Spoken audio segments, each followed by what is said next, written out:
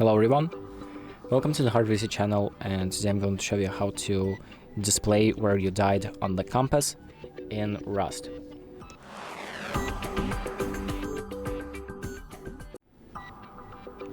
So the first thing that we're going to do is open up the options, and then we're going to go to user interface and scroll down to show def on compass. So this option will display the location of your def on the in-game compass that's usually on top of your screen. So if you want that option to be enabled, you just keep it on, and if you want to disable that option, you press off. So that's about it. If you exit out the settings, your options will be saved automatically.